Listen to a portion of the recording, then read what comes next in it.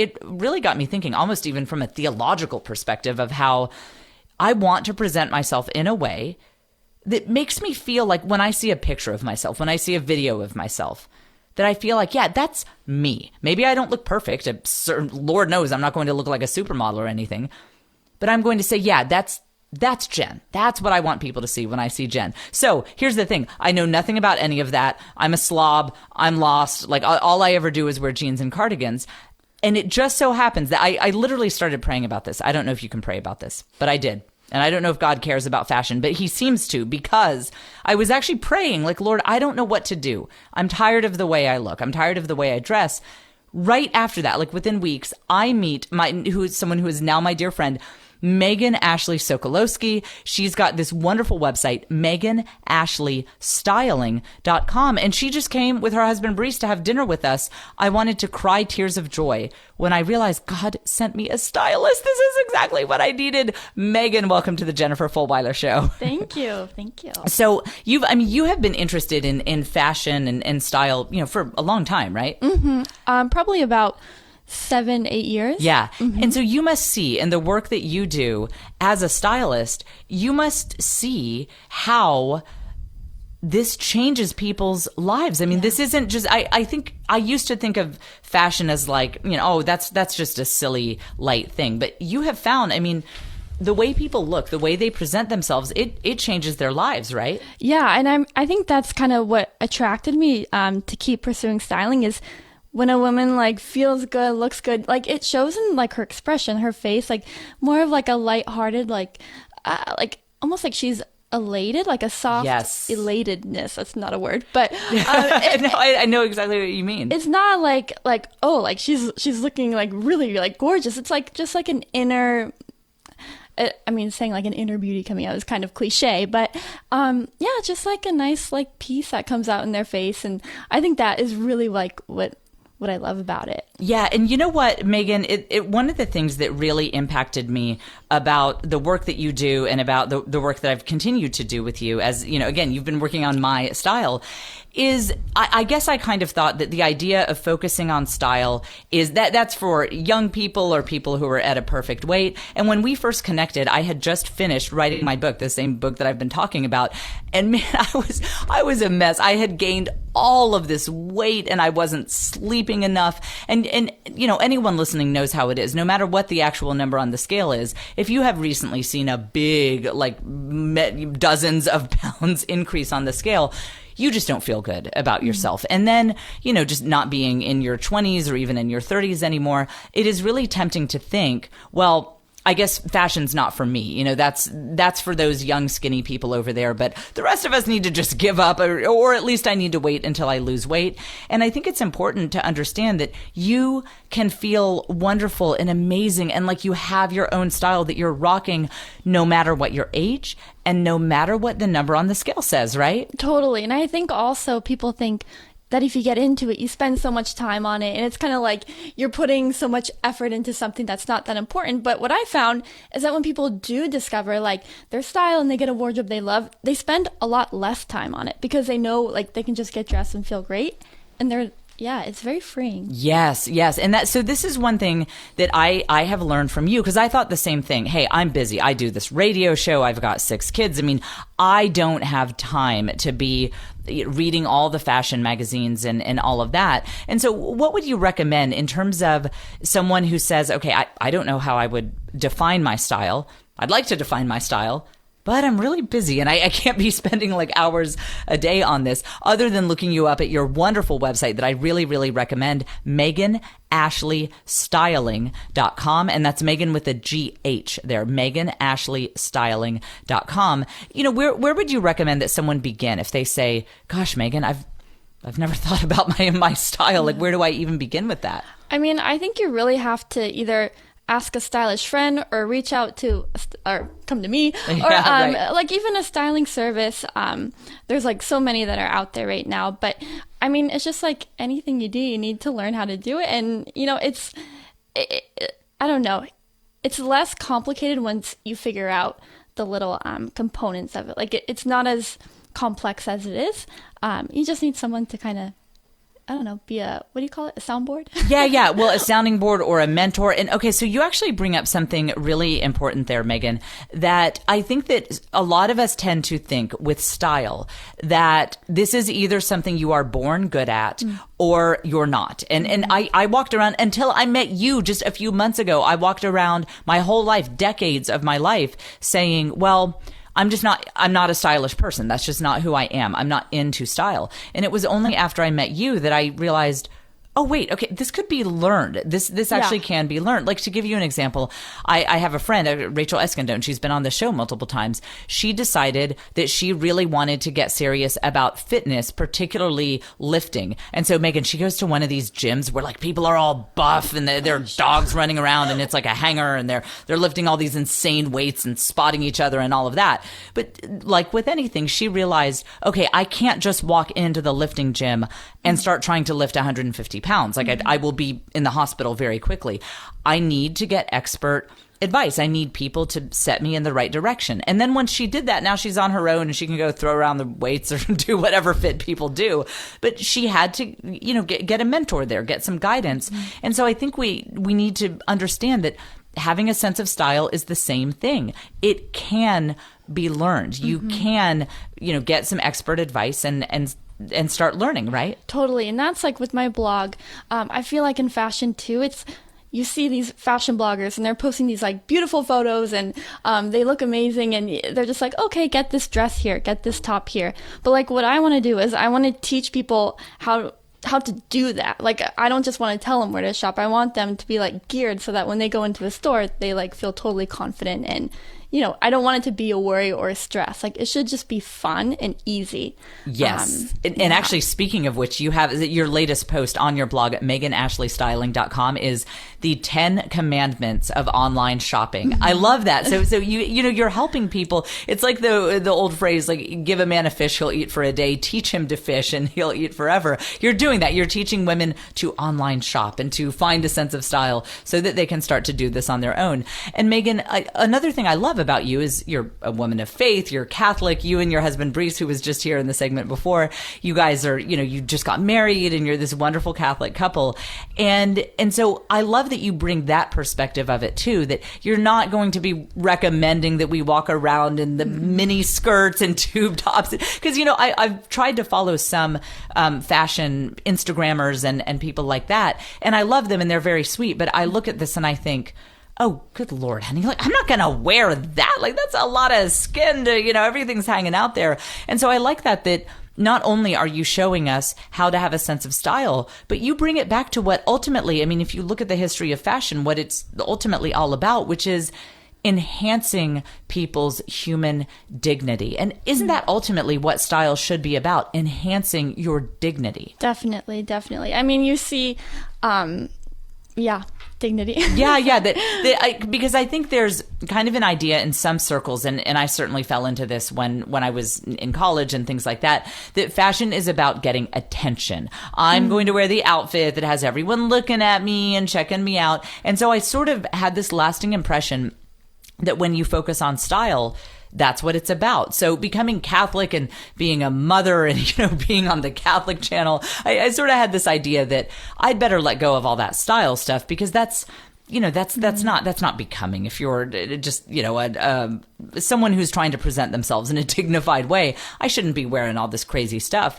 But through working with you, I realized, no, actually, sure, there are some styles I wouldn't wear because they're just too crazy and too revealing or too flashy or whatever the case may be. But ultimately, style is about accurately presenting to the world who God made you to be. Does that make sense? Yeah, and I think because our clothes, it's art. So like our lines, textures, like it all is expressing something.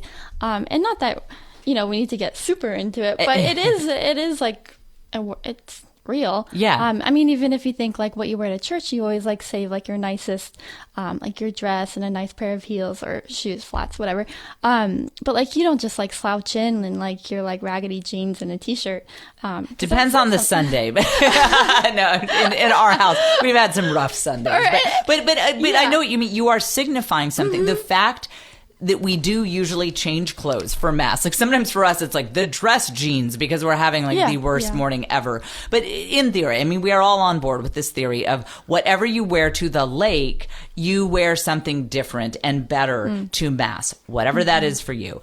And why? Why does that matter? Why don't we just wear exactly what we would wear to the pool into Mass? It's because the way we understand on an intuitive level that the way we clothe ourselves sends a signal. It sends a signal of what we think of this event. So at the pool, we're sending a signal. I'm ready to swim and have fun. That's not the signal we want to send at the holy sacrifice of the Mass, you know? It's kind of funny. Kind of related, but I have a flashback of high school when I had to dress up as, well, like what, like no? I assure you, whatever you're about to say, worse has been said on this channel. So dress up like for Halloween. Or? Yeah, you dress up as for Halloween, and you start acting differently when you kind of assume your personality. If you dress up like a movie star, you're gonna kind of like act like the movie star. If you dress up like a little kid, you'll probably like have more of those qualities. Like it's kind of crazy how it can like affect your personality. So I mean, when you go to church and you're dressed up a little bit nicer, like it's because like I'm dressed up nicer for this person, like because I want to show like I'm excited, I want to be here. Like you can do it through your clothes, and I don't know, it's like totally crazy. Like no, that's actually a really profound point you bring up, and that's why people won't be surprised. You have so many good tips at MeghanAshleyStyling.com. No, that is a really profound point, and if you were worried about saying anything inappropriate, I'm about to allay all of those fears. So what that makes me think of is we used to have this friend, a lawyer friend of ours. So he conceived of this idea called Clown Night, where we would dress up as clowns and go from bar to bar in a yellow school bus. He would actually rent a yellow school bus and a driver, and we would dress up as clowns. And so we would go bar hopping, basically, and not the most dignified thing I've ever done, Megan. Also, as a woman, I'm like, why can't we dress up as something sexy? Why can't it be like vampire night? You know, I'm like a 22-year-old woman at the time. Like, guys, I don't want to go downtown dressed like a clown. Anyway, men obviously conceived of that idea. But so here's what's interesting. And alcohol was a factor here too, but so was the way we dressed. And that's what we're talking about. These guys started acting differently when they were dressed as clowns. And again, Megan, these were lawyers. These were like top litigators in the state of Texas, people who have been written up in prestigious journals. So I had seen these people in the courtroom, and this was some Perry Mason stuff like, ladies and gentlemen of the jury, I think you will agree that the preponderance of evidence points in only one direction.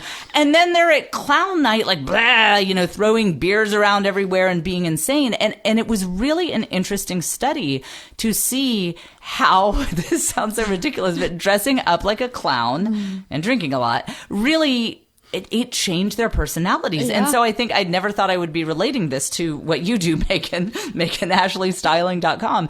But there is a serious point there that you can imagine if you go bar hopping dressed in a tuxedo versus dressed up as a clown, that is absolutely going to change the way you present yourself to the world and the way you feel about yourself, frankly. Mm-hmm. Yeah. I mean, even like, for Brice and I, like Monday through Friday when we're just at home, we both work from home.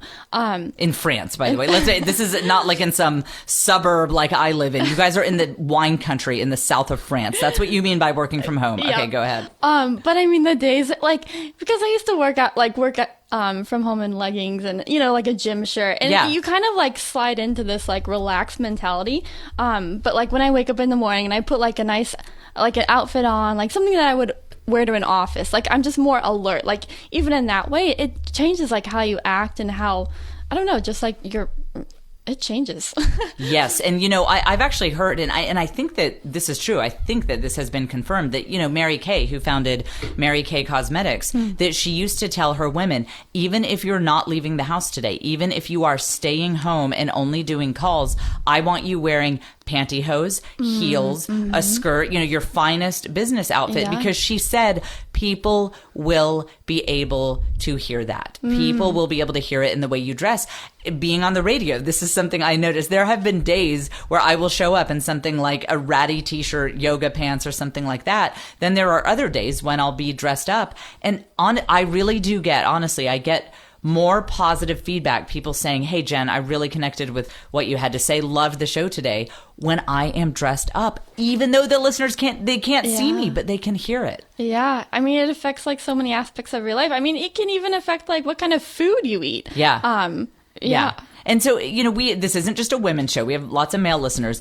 And so I think that some people might hear this and think, okay, well, that's ladies chat, talking about fashion, about how it can change your life, and about being intentional about the version of yourself that you present to the world. But I think it's important to note, this is not a women's subject. Like I said at the beginning of the segment, it was actually my husband that got me thinking about this. When he saw that video of himself teaching at the business school, he said, that's not me. This is not the way I want to present myself. And so have you noticed that men sort of tend to think, well, I wear a suit, like what more is there is to know, that men are a little bit more resistant to be intentional about style?